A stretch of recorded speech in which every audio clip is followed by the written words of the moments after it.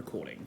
Let's start this debate discussing the set of countries that are likely to fall into this. Then we'll talk about a set of claims around why this is the correct way to run taxes and why it raises the most amount of money. I think the sets of countries we're talking about, obviously developing countries with a set of pretty substantial amount of natural resources. And particular examples probably talking about a set of Latin American countries that has a large amount of the world's lithium, a large amount of cobalt and bauxite in Central Africa. And we're not talking just about someone who's got a bit of oil, a bit of coal. That probably doesn't change the debate by the largest amount. We're probably far more talking about these countries that have a significant amount of the world's of the resources of those particular minerals. So we'll happily do the debate about coal and oil and say like Indonesia's nickel, but it's just not as important.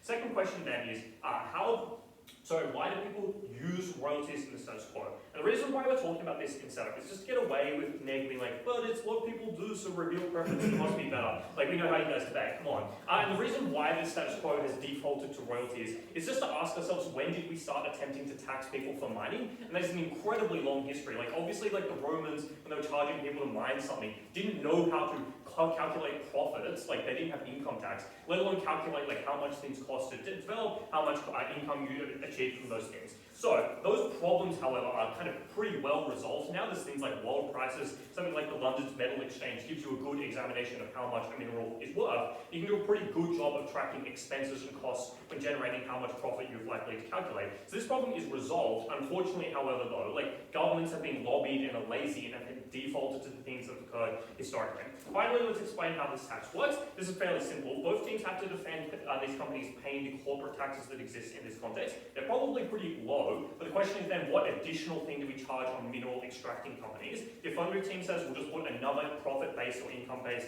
tax on top of that, and the negative team must charge people to like buy the right to kind of use that land to mine in the future. And we'll explain why that's so problematic going on in this debate. First thing I want to identify though is to explain why it's principally legitimate and indeed correct, moral, to charge people kind of additional amounts of money as they earn more capital. Because presumably this negative team will be like, well, the harm of extracting is similar. Why should we instead charge people far more? And that's the question of what the point of tax is at all, because we're trying to raise funds to help community and generate infrastructure and all those sort of lovely things. It's probably not contentious. And the reason why we target certain people that earn additional amounts of money is because, of course, they are the people that are able to fund the community the best with the littlest incurs or harms on those people individually. Which means it's probably legitimate then to charge people additionally high progressive taxes when they earn more and more money, which is what occurs when you have a tax rate that changes. And the negative team has to defend something that's set up at the start by that contract. The royalties you pay are probably consistent, and contracts aren't designed in such a way that means that they change the amount of royalty you pay over the long term. And that means we are able to fluctuate in a way that leads to charging people who earn more, which funds this community better. But most importantly, if those funds don't change, then the next best person who has to pay that tax is set kind of probably average or normal businesses who aren't incurring high amounts of profitability. Which means this is not just a claim that it's morally correct to tax these people more, it's morally apprehensible to tax the set of people who would otherwise be funding the community and society and the government generally under their will. But importantly, this argument also explains in the rare circumstances where you are charged less than you would the royalty rate, it explains why principally those people should not be taxed at the royalty rate, because that would be too high, that would be too unfair a burden on that business. We think that eventuality is rare, because we're going to explain in the practical question in this debate why we raise far more money in almost every circumstance. But I do want to note principally that is just, and this team needs to explain charging people too little for the vast majority of time and too much in some rare circumstances. Let's then spend the rest of the debate on the primary claim around why we are unable to raise more tax. This will be split into two subsections. The first is to explain why this tax is more enforceable than theirs, and the second is to claim why we will raise far more royalties than they do. Why is this tax particularly enforceable? The first thing to point out here is that largely these companies, even if they don't like the tax situation, probably can't go to many additional places. We identify that the context in this debate that changes the most is the ones which have kind of substantial ownership of most of the world's versions of those resources. There's not many places in the world you can get cobalt, you largely have to go to Central Africa. There's not many places you can get lithium, all those examples I provided earlier in this speech, which means you just can't flee.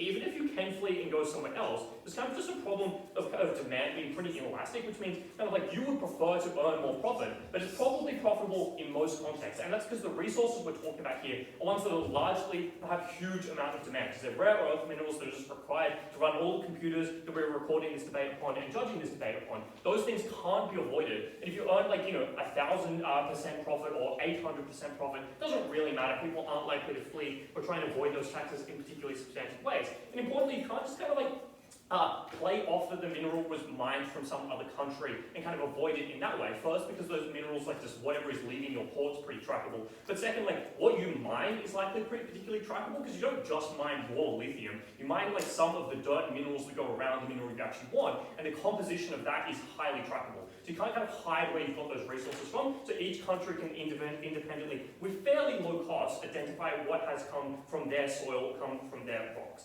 Finally, you just point out that the kind of contracts that are designed that the negative team has to defend are ones that are particularly easily changeable. So to the extent that this team claims you get better enforcement, it's not clear that enforcing the conditions you have will be suitable anyway. And finally, it's just like relatively easy to enforce the sets of taxes we're talking about here. Because first, if this debate is like, well, we can't enforce any taxes at all, like, I don't know, go fuck myself, like, why wouldn't we bother taxing? But more importantly, just like, if this is your case, guys, like, flush your heads down the fucking toilets. Like the problem, of course, is just like, these companies set up local subsidiaries in those countries. Because if you're BHP, you don't want one country's, like your mining infrastructure in one country to lead to kind of a contagion effect of the rest of your business being occurred by this. So you set up subsidiaries anyway. We're also happy to point out that countries probably have incentives to force subsidiaries. We don't think we need to model in that way. And that just means that it's very easy to identify how much ore you're putting out of your port, because you have control of your port, you can observe it. You know the prices because they're wide, they're world prices that are very easy to observe.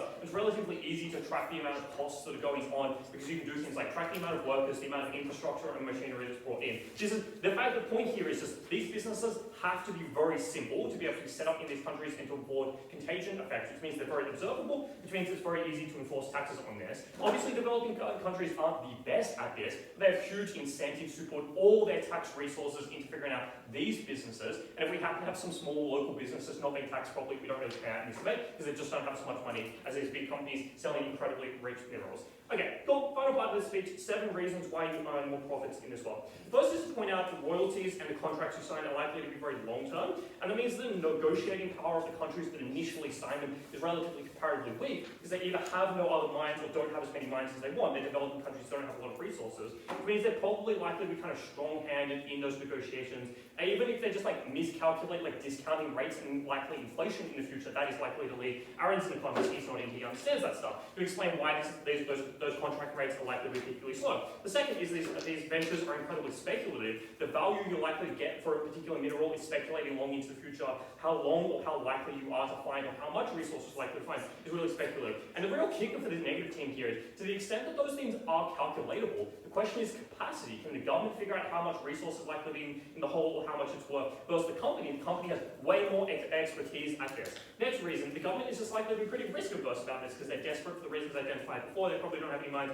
or many jobs when people are pretty poor. The mining the competition that this team might identify that might exist between mining companies is pretty small. There's only 3 or 4 really big mining companies in the world. They're pretty cartelized because they don't have to compete against each other. Because there's no easy way to regulate if they're competing against each other when they're so big, and there's no one who has jurisdiction to do so. Which means when prices fluctuate as they're likely to do because inflation prices go up and down, you capture very small amounts of that when you're based on royalties, but you do a lot when taxes go up. Very hard to cover.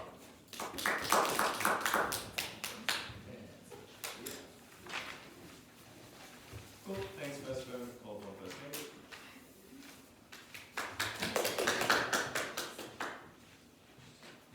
I'm just checking. Can we hear this? Yes.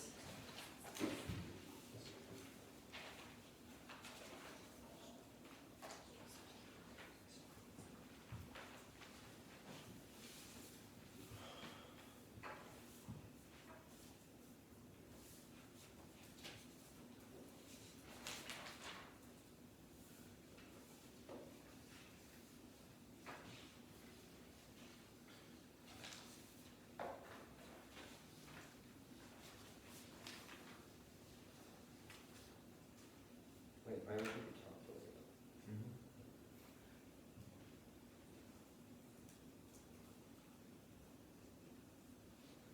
I would sum 3 very brief pieces of rebuttal with this speech. The first is with respect to their principle about whether or not it is just to tax these corporations. But clearly you should believe this argument to fall entirely out of the debate, given that this is an accurate debate about the interests of the developing country. The morality of any particular revenue-raising scheme ought not apply to this debate.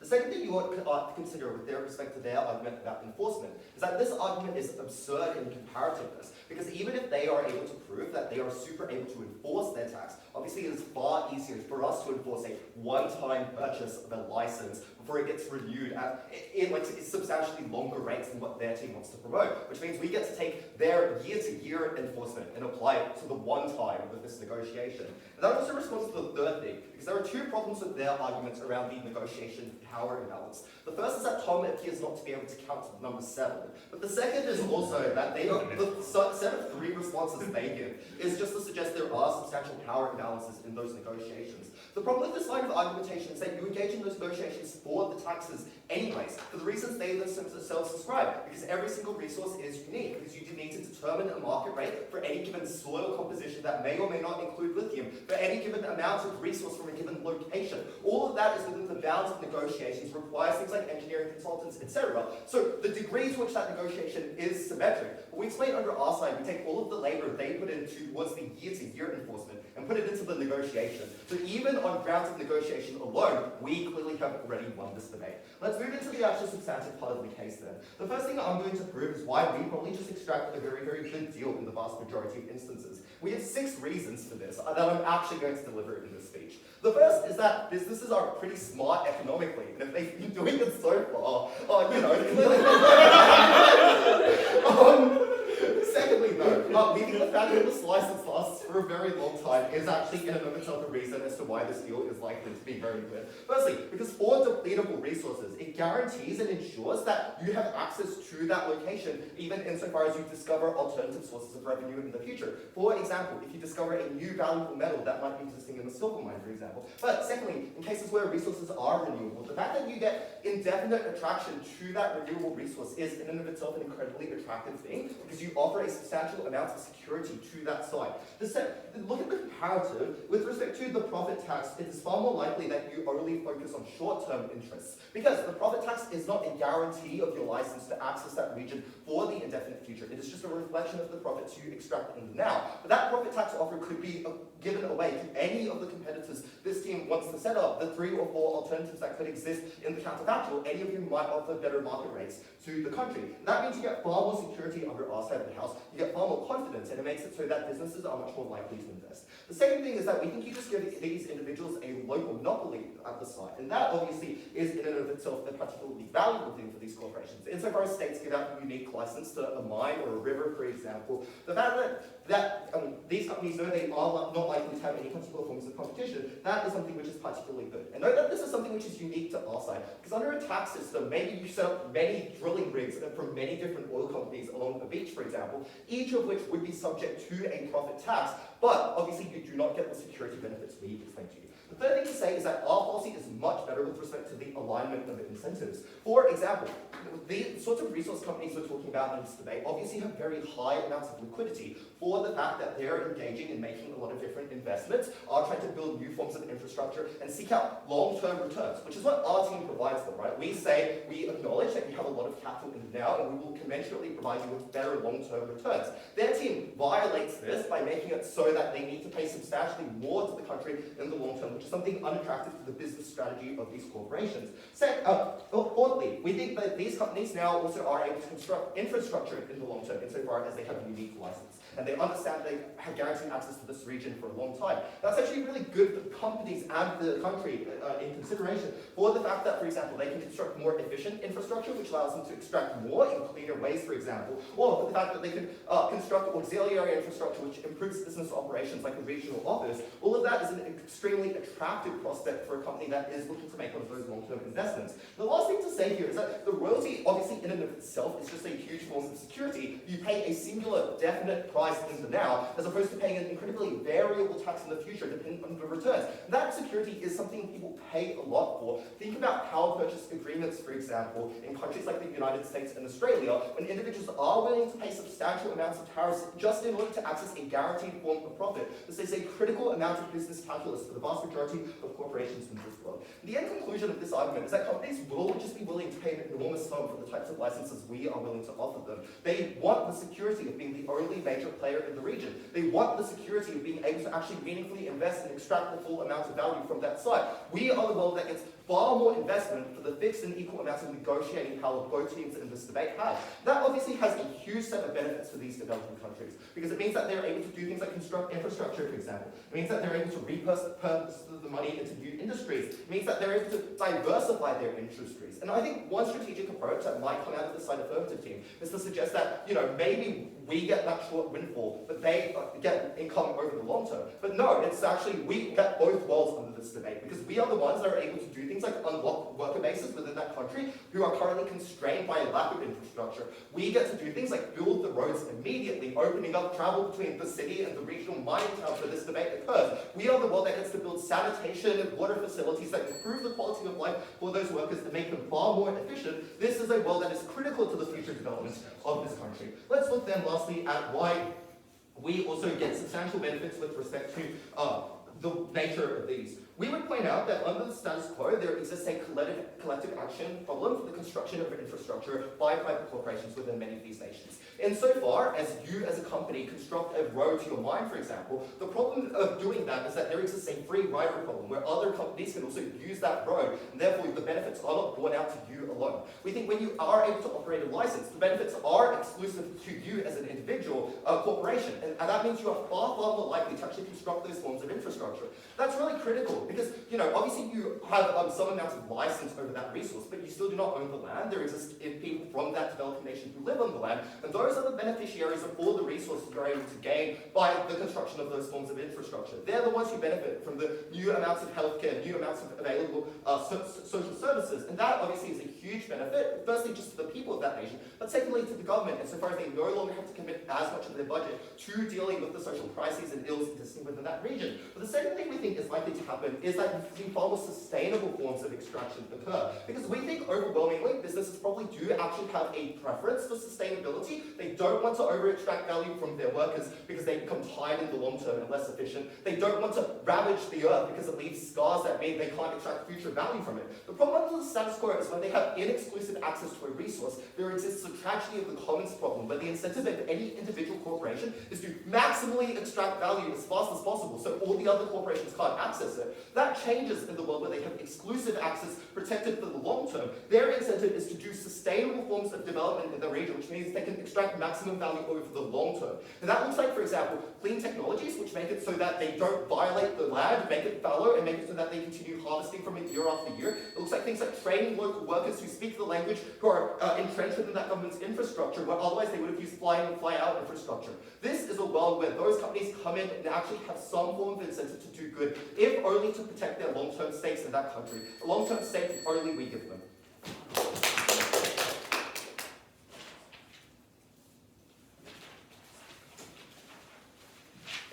Cool. That's maybe a cool one. Affirmative.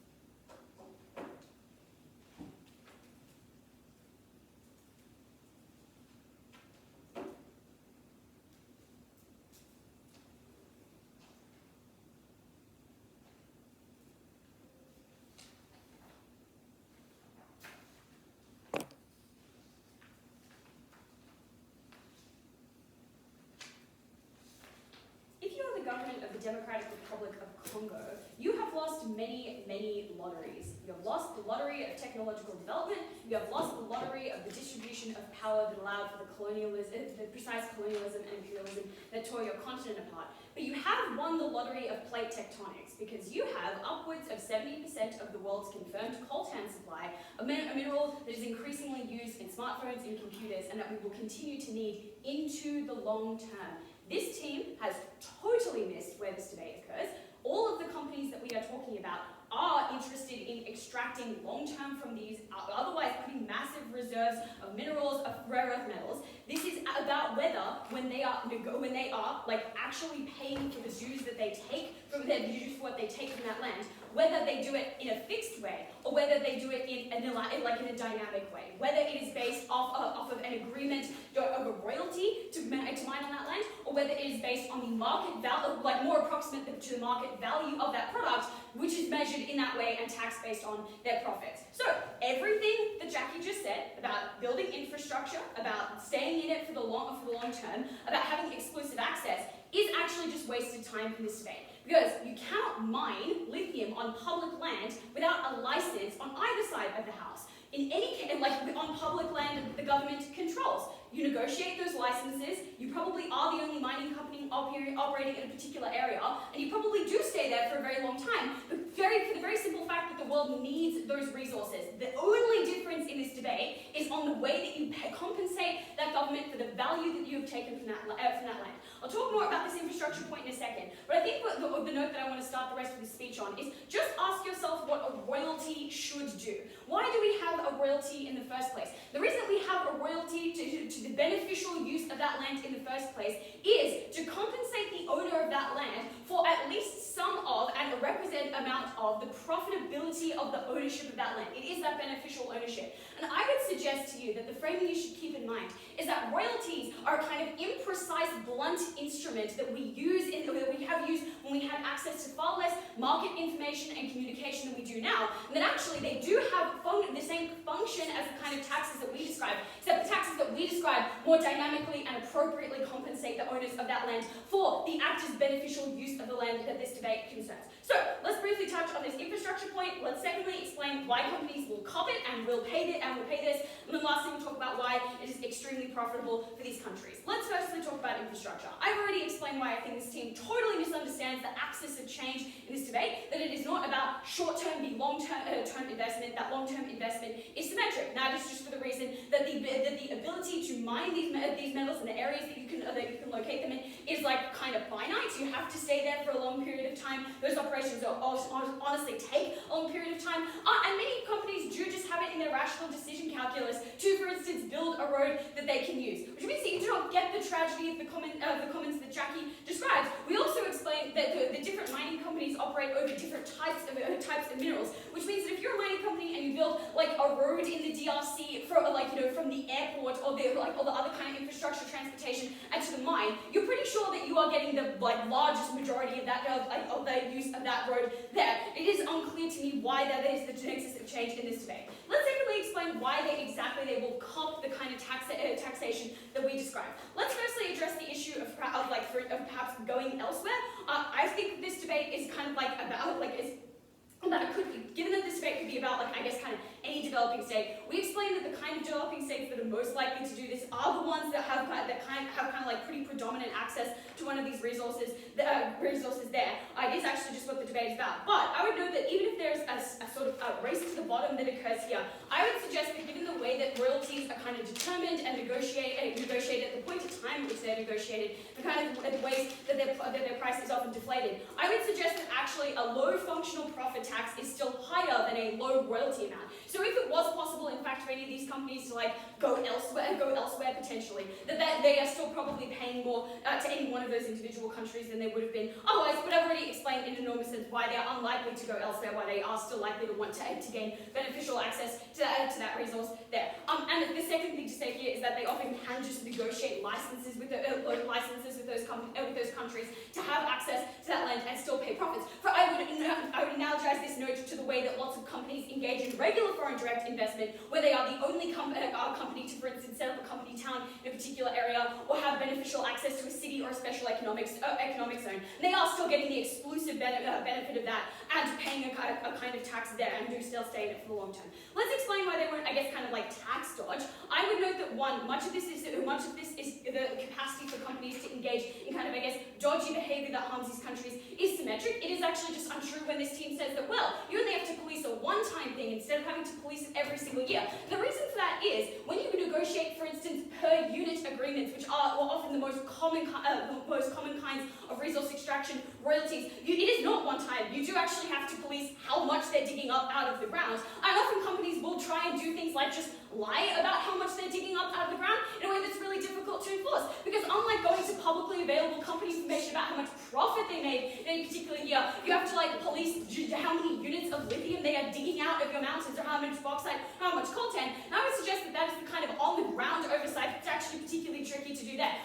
In the instance that it's per the amount of land royalties, you often have to police, for instance, that they're not going outside of that land, that they're not going into other areas, that they're not doing things they're not supposed to be doing. The second thing to say here, though, is that profits are just publicly available. We explain why the price and market value of these metals is, for instance, listed on the London Metal Exchange, is, for instance, listed on commodities markets, but also these companies are like public companies, right? They have shareholders and they have a stock price. And that means that the extent that they want to conceal their profits is something that is actively harmful for them to do.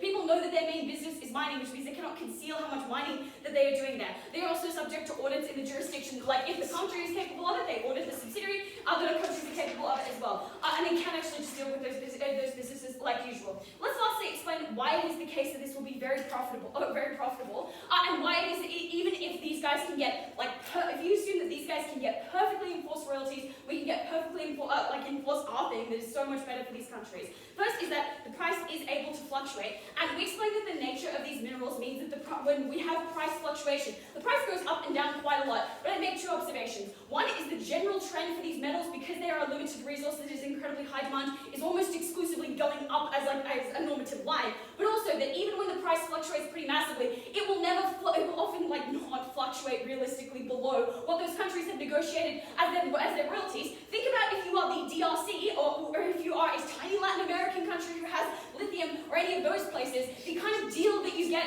prospectively, speculatively, that is depreciated by a bunch of things, is not going to be lower than even the lowest price on the LEM for that particular kind of metal there. But because secondly, it's not depreciated by the speculation. When you negotiate per land use, you're actually speculating about how much of the good stuff they will actually dig out of that land versus just normal dirt. And nobody has explored that area of land before for all the reasons this team gives you. So a lot of the time you negotiate a very low price. The third thing is to say that it's not subject to the downward pressure of human decision making. A lot of these times these governments just want steady cash flow now, and they're not making a particularly good decision. This is not a debate about a decision that these countries would make. It is a decision that they should make. We say they should make this decision. The last thing to say here is that sometimes the value of certain resources drops below the kind of royalty rate that you agreed upon. So these companies will try and sell it back to these governments, which obviously makes them a massive loss. And all those projects get abandoned, which is the last thing that those countries want. They need them to continue digging up those minerals. This is kind of a no-brainer. It is not about the infrastructure that this team claims. We're firmly ahead in this debate. Proud to propose.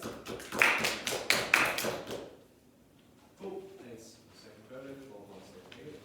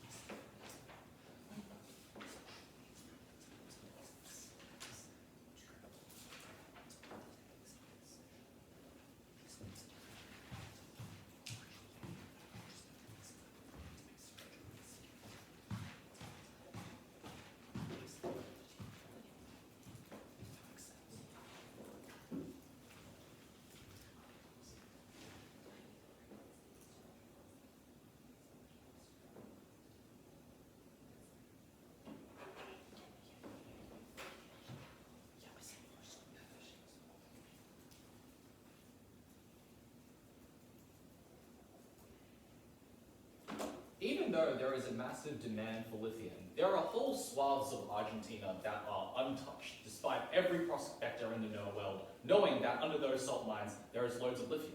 And the reason why there is a hesitancy to do this is because the company knows that if they go in and they do all the legwork of, for example, sucking up all the water from those salt mines, chopping away the rocks and all that to actually expose the lithium and then start that extraction process. At any point in time, that deal might be cancelled, that country might find a better bidder, for example, another person might move into an adjacent area that benefits from the water evaporation and all that kind of stuff, which means that that company's efforts are completely undermined. That is why an exclusive license is the only world under which that lithium is actually extracted and Argentina gets any profit from this kind of deal. So, firstly, let's explain the difference between both sides, because Connor's like, well, companies have long-term extraction incentives on both sides. Yes, it is true, ideally in the best case scenario on their side, companies obviously still want to extract something in the long run. But the reason is, but they can't, right? And the reason why they can't is because they don't have an exclusive license. Let's take, for example, a river with like a salmon run or a forest with a lot of trees.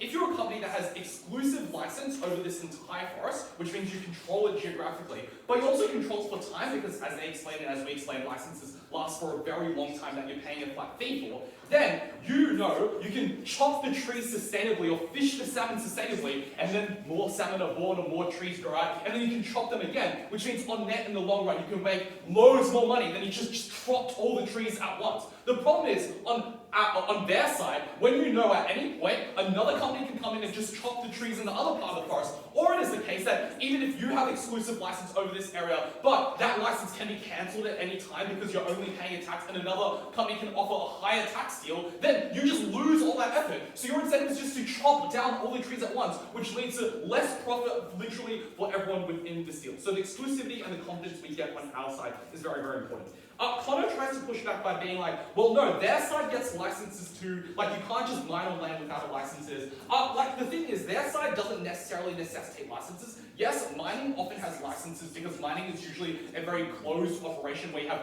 one particular, like, pit, right, for example. But that's not the case with, like, oceans, right? Like, you have vast tracts of ocean where multiple deep sea drills are drilling in that area. You also have large tracts of the Amazon that are being de-logged by multiple companies. Like, it is not the case that licenses are given in every instances. But also, for the benefit of competition to apply that Tom spends 3 minutes ranting on, you would have to get, like, their side would have to not give exclusive licenses, right? Because if you give it an exclusive license for one company to own a whole forest, for example, then their competition mechanism of being able to offer this to another company does not apply. So for their benefits to actually apply, you would need to have a world under their side where they don't really have licenses and companies just go free for all in extracting those resources. While on our side, we're happy to cop that and just say, we'll just give this entire resource for you for the long term. But the other thing that kind of misses is it's not just about geographical competition. Even if they say they can grant a monopoly to one company over an area, there's still a time problem, which is to say that our licenses are far longer term. And the reason why they're longer term is because a company is paying a massive upfront royalty fixed fee rather than a long-term tax, which means that if they take away this license after like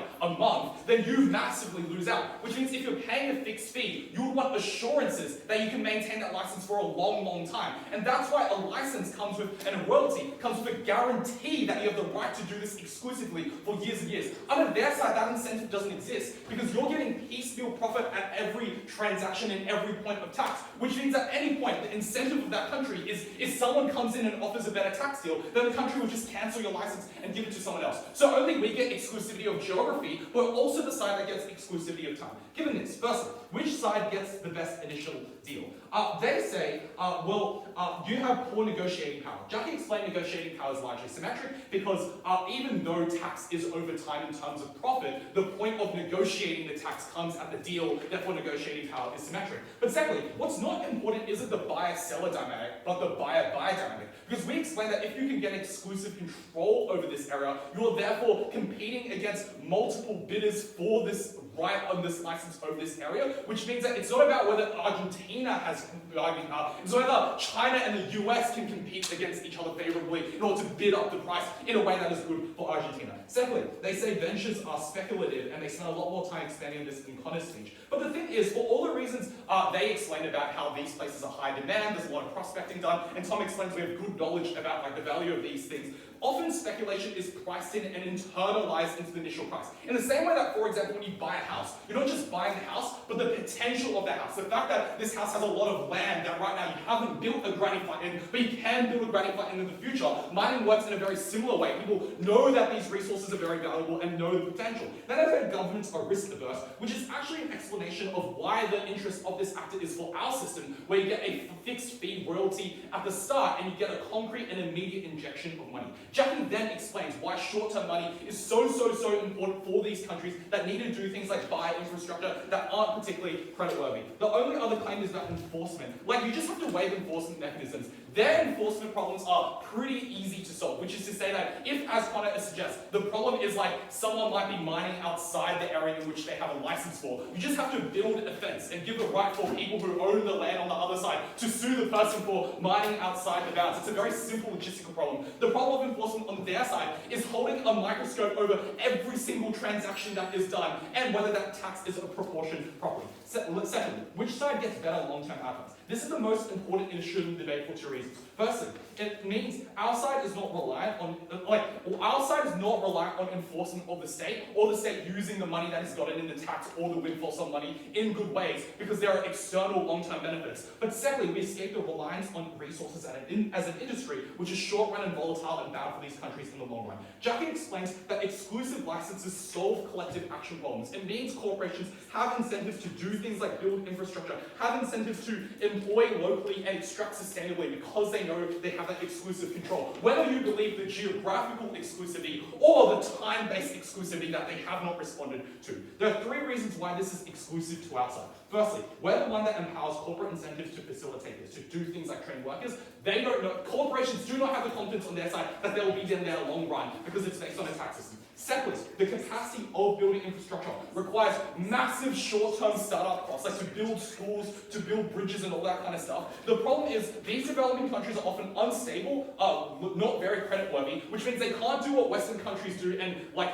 borrow a lot of money in order to build infrastructure and pay back that money later. Their inability to handle debt means they need windfall sums of money initially in order to build that infrastructure, and they don't have the ability to borrow and say, well, we'll get some tax later, especially if that tax is volatile and based on, as we explained, very risky commodity prices. And lastly, the short-run interest of the developing countries means that it's really hard to do the specific thing of saving up lots of money to build infrastructure. Like on their side, you have to like wait every year for the tax to come in and do nothing with the money that you're sitting on right now and hope that you collect enough money to start building that infrastructure or start diversing in a different industry. Our side is we get the windfall sum money immediately, which means it's immediately able to project to say voters, for example, that we can build this dam now and that will get us, this industry in the future. This is crucially important because I don't believe the story of the DRC. I think resources is a very volatile way to go. These countries can be great. They can diversify to better industries, better services, better economies outside of the world that facilitates and allows for that transition rather than relying on coal. Cool. I think second, maybe a call on that side.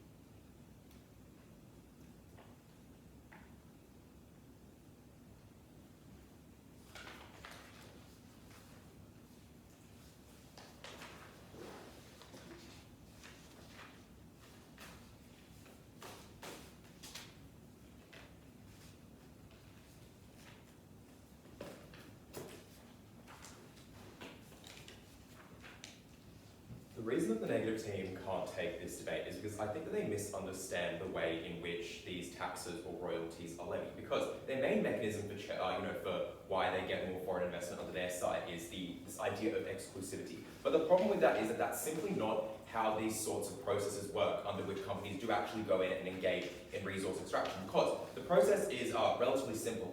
The company negotiates with that government to get their license to mine upon that land. Then they mine on that land.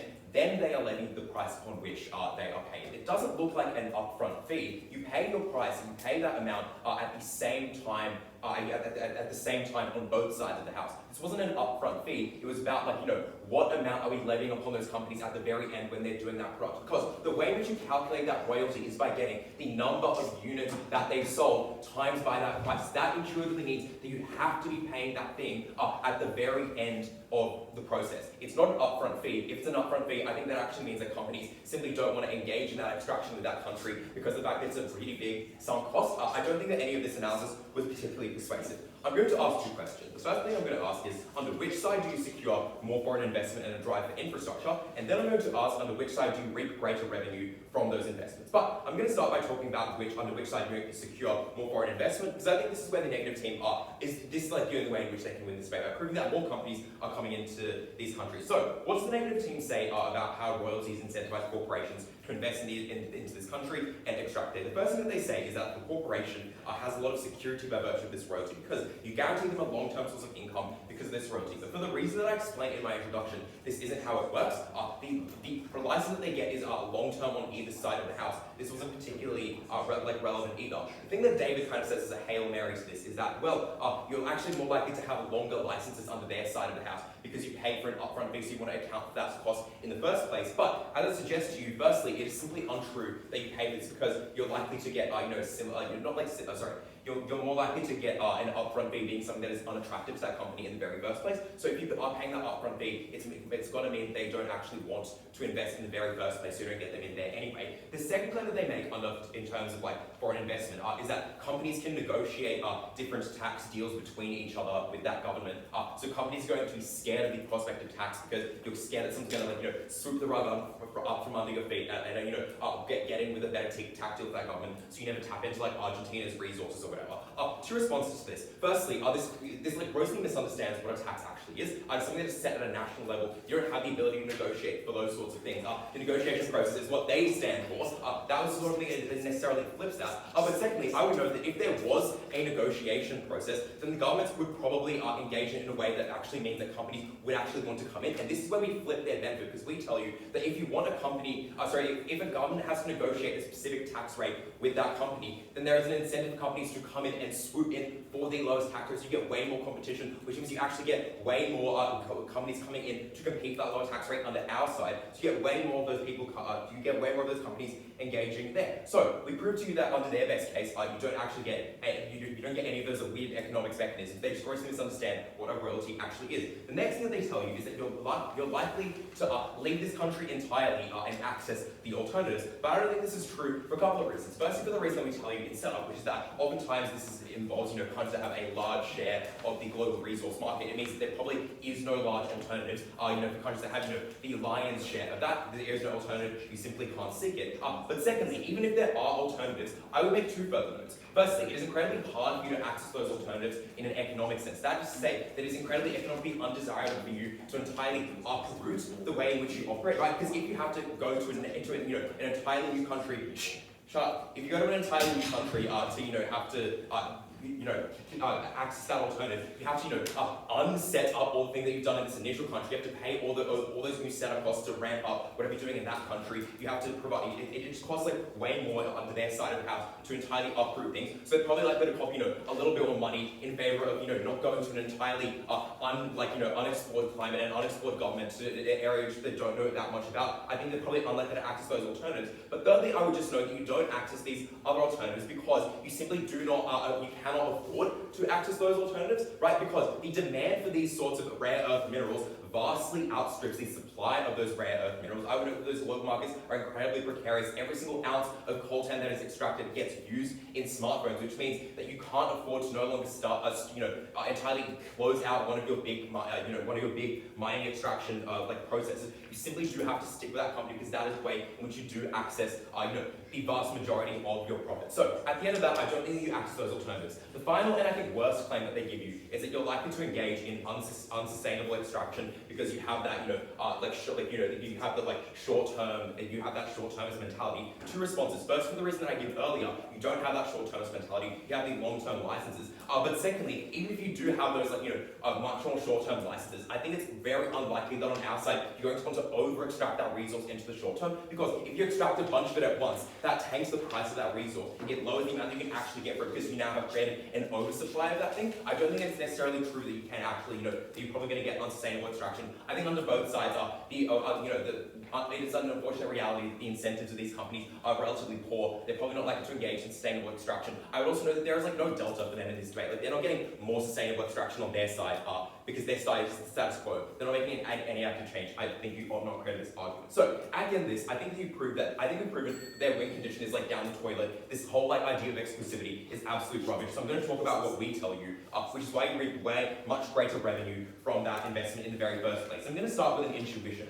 Ned here cannot claim that they get more money under their side, and more money going to that government, because if you get more money, then none of their benefits stack up, right? You can't have simultaneously more money, but also more companies wanting to pay those high taxes. On our side, we get that trade-off. We can cop it because you can actually have more revenue coming in under their side. They undercut their own argument if they are all trying to claim that you get more money under their side. So what did we tell you as to why you reap greater revenue from this investment? We firstly gave you just like a series of mechanisms as to why you're more able to extract those extract more money from those governments. Firstly, because you can benefit from the price increases that exist in the market fluctuations, right? Because if the price of a certain mineral goes up, then you can tax that, and if you can there's more profit for you to tax. That just intuitively makes sense, right? You get more money from that, so you get more investment into those communities, more of those roads set up. But also, you can simply decide to set a relatively high tax when there's probably higher than the thing that they have under their side, right? Because on our side, you combine that corporate tax and you replace the royalty with our own version of the tax. You have a huge amount of ability to change that sort of thing. You have an ability to set it as much as you want to. What is their main push here under reaping greater profits? It's simply that you cannot enforce and measure the profits of a company. But again, I think this is relatively symmetric for the reason that I point out in my introduction, because the way in which you do measure under their side the royalty is by measuring the amount of units of that thing that you've extracted. If you multiply units times by the price of that thing, that gets you exactly the amount that you need to be able to calculate what the profit of that company was, minus their cost. Pretty relatively basic economic analysis. If you believe that we can't on our side calculate the amount of profit that a company has, then you can't on their side calculate the amount of units that that person has extracted from the company. So this is relatively symmetric, but for all the reasons that we give you on our side, you probably can do this to a relatively high extent. I think it's pretty good on either side of the house. So at the end of this debate, we don't get any of the foreign access issues. You keep all those companies within our side, and on our side, you get the benefit of getting way more money for those companies and for those countries in the first place. You can invest into infrastructure, you can invest in poverty alleviation. Incredibly important to these companies. We win this debate so clearly. Thanks for that. Affirmative. Well said.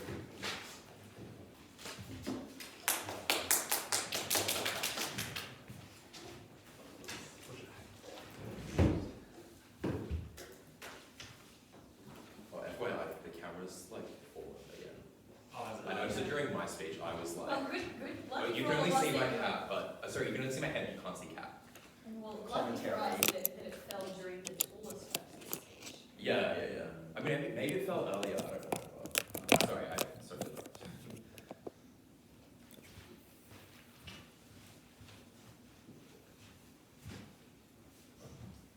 This team's only win condition is to say they get more money. But that's literally not even a win condition in this debate, because they don't actually prove it remotely gets useful, right? You just assume big sum of money, therefore it is going to be good, and that with impacting, and then myopia in this debate will cost in this debate when you start impacting by being on development way more than they do. But firstly, that's still their best case, which is who makes more money. But before that, let's clarify Branko's push at the end, whereas your thing isn't an upfront cost, it also happens at the end. Well, number one, this debate is about whether giving a royalty based on the number of units mined, or alternatively, the package of land where you operate in your business. That therefore means in the instance of the units mined, it can still be upfront. It just means that you say, we'll pay this much money, you're allowed to mine this much kind of goods. And perhaps there's a bit of an enforceability issue here, but you can still get that money upfront. But more so, the vast majority of cases can deal with the scenario, because we think the most likely way in which royalties are issued is going to be based on land. And there's a few structural mechanisms as to why this is true. The first of which is that if you really believe their side that outside is so unenforceable, then clearly the developing state will take the part of least resistance and just get the thing which gives them an upfront cost where they just pay a fixed fee, which therefore means you're probably just going to get it at the start,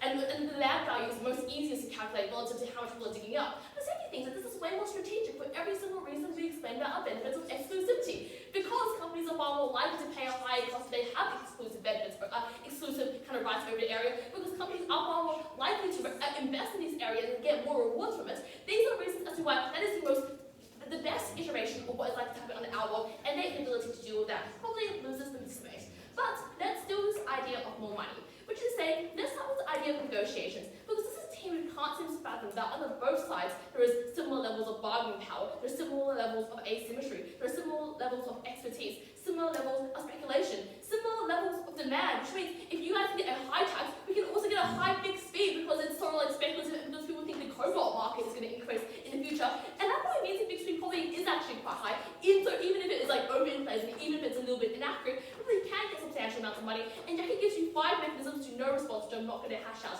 What are the main critiques? They go, well, your side is less enforceable. We go, well, firstly, it's a one-off payment, but clearly it's more enforceable than tracking freaking profits and monitoring and auditing your companies. But the second thing is that if they have to rely on the tracking mechanism, obviously it also affects them because it's a far more kind of consistent sort of issue here. But the thing I'm going to do with this debate is just to weigh out why our side, even if we get less money, it is more important for this money to be immediate, and that single-handedly wins us this issue, even if you believe the entire case. 3 reasons.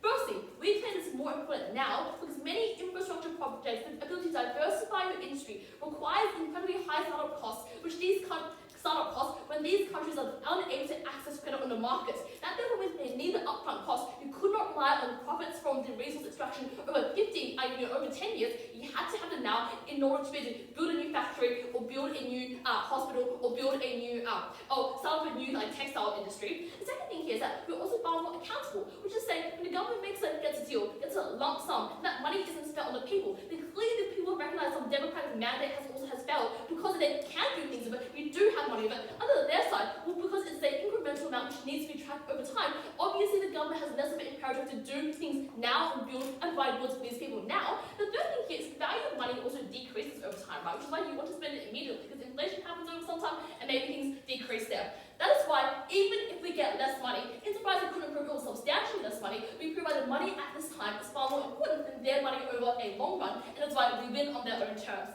But now, let's deal with this issue of who gets more development, because this is awfully responded to on the Affirmative team. Congress is symmetric because we don't get exclusive access.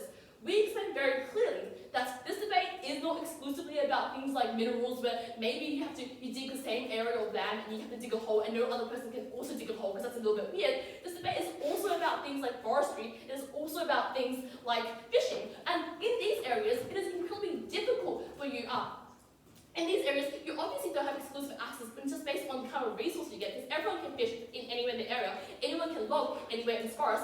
On the outside, we give them exclusive access over this forest area, which is say this company comes in and has these hectares of land or this hectares of water, and they're the only ones who can fish it and the only ones who can log it. And clearly that is where we get all the benefits of exclusivity. So this seems failure to actually recognize this means that in Africa, they probably can't get up and can't gain any developmental benefits. So what do we establish here which get us up in this debate?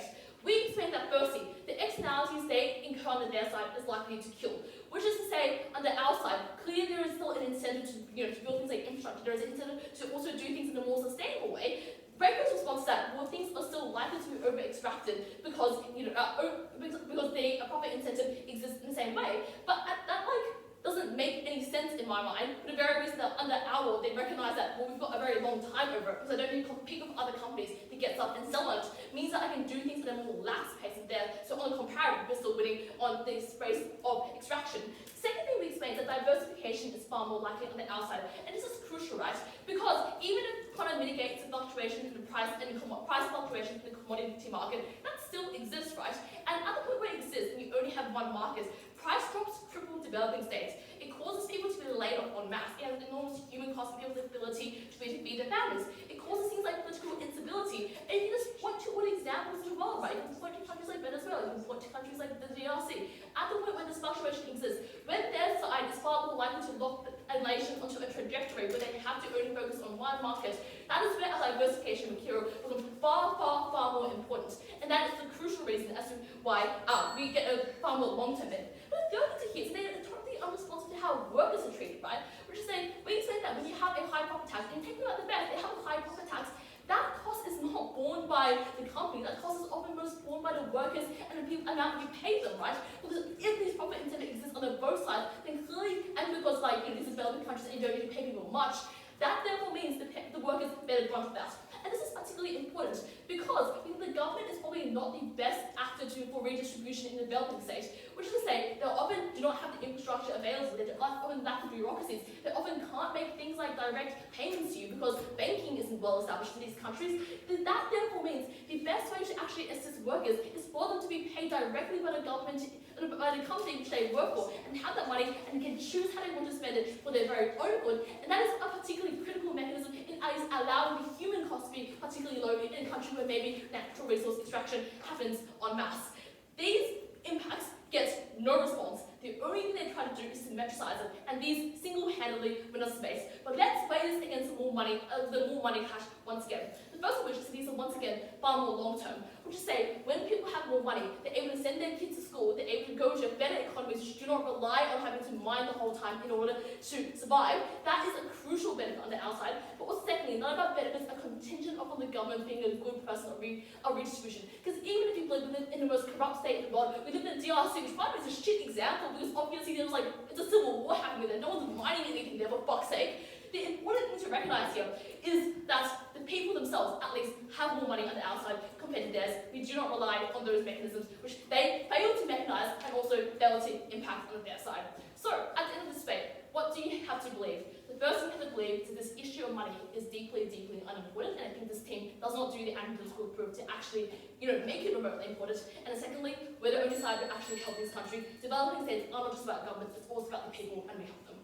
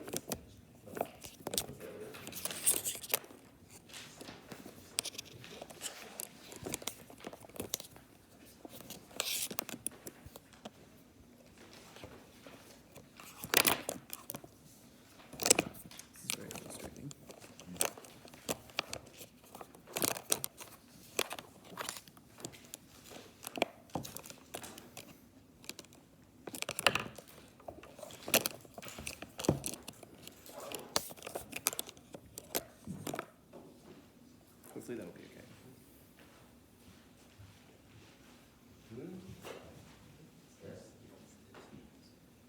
Let's start this reply by looking at the impacts of exclusive licenses, because this is an argument which very conveniently side Affirmative also tries to claim, and in doing so concedes to all of its benefits.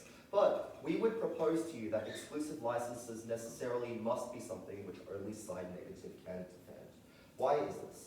The first is to say that in the text of the information slide, our side is defined as the selling of rights to extract resources. Presumably, in accessing the right to extract those resources, you would necessarily require exclusive license over that region. You would need some amount of ability to operate without intervention within the area. But secondly, CAT even goes beyond what is necessary of our team in this debate and structurally mechanizes out to you the reasons why these sorts of licenses and royalties we offer under our side are likely to be exclusive in ways which are distinct and disjoint from what side Affirmative can offer.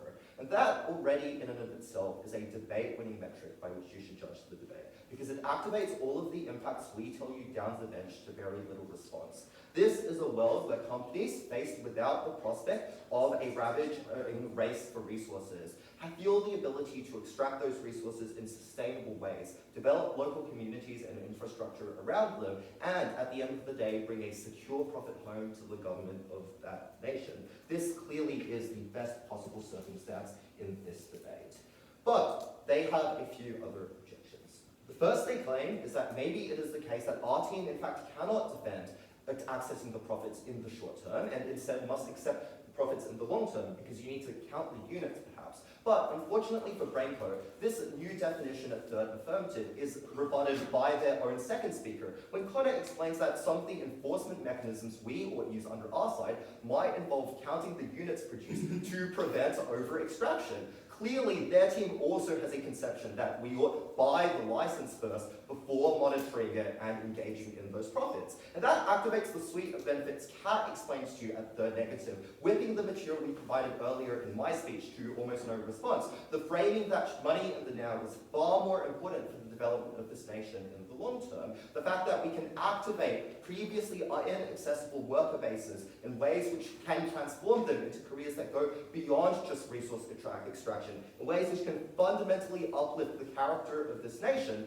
that was something which we thought was critically important in this debate. And it was absolutely absurd we heard nothing on this topic from the other team. But even if you believed none of these win conditions, even if you believed all of the characterization tricks side Affirmative throws at you, we clearly win this debate on the basis of security. Because think very closely about what this team describes as the incentives with respect to companies and countries, right? They say, well, this is a market which is a little volatile, a little speculative, and that might lead to wins or losses for either party one at a time. But I explained to you in my speech that no matter it be country or company, parties in this negotiation tend to not like that volatility. And that means they'll take a set of measures to account for it. The first thing they might do is price in the cost of that volatility into the trade deal, which means our team actually accesses a far higher price because companies are more willing to access the speculative nature of this profit in order, and in doing so, are willing to pay the additional sum, given my characterization that they are currently incredibly liquid, but may not be so long into the future. But the second thing we explain to you is that even insofar as we provide far more security in these trade deals, that activates all the reasoning we provide to you to suggest why companies are likely to make those investments into the long term. Even if you believe side Affirmative's characterization that these trade deals do not lock them in the long instance, they now actually organically get to activate those incentives, protected in an environment by which they can be sure that those profits are earned in ways that are good for both the country and themselves.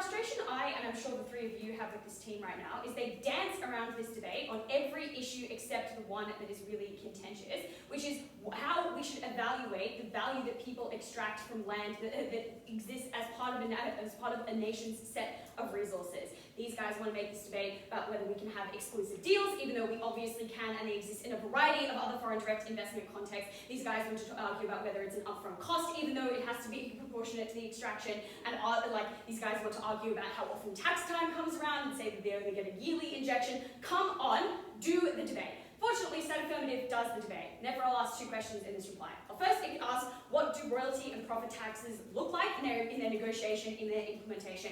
Then we'll then ask the question of where countries are better off. Let's talk about what royalties and profit taxes look like. Let's first start with what is symmetric.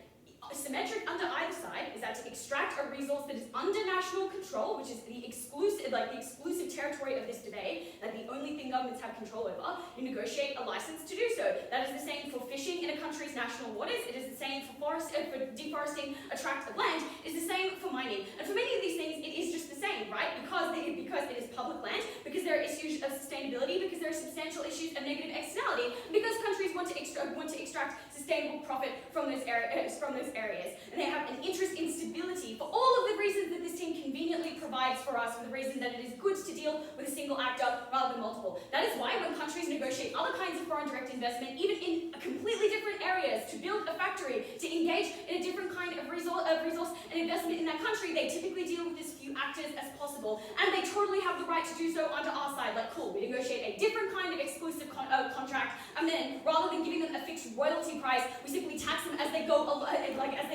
making profit on that profit. That is fine. Then you do not pay an upfront royalty fee in that respect. More on that in a minute.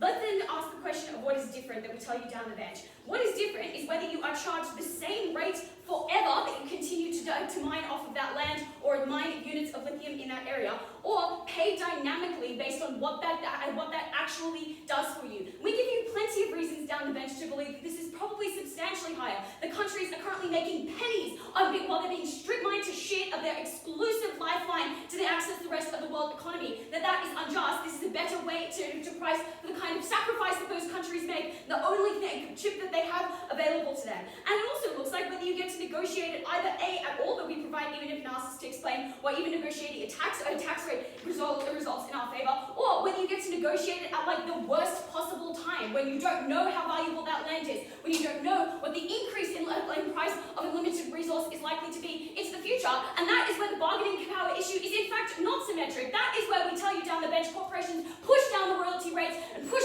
these countries' heads into the toilet the way that we do with this team. That is where they get absolutely fucked by those deals. Let's then ask the question of which country is better off. This team throws the third negative Hail Mary to say, well, they never proved that the governments will spend it well. Good, it's an ACTA debate, and the ACTA is a state. States like money to do whatever they like, and whatever they like with it. Also,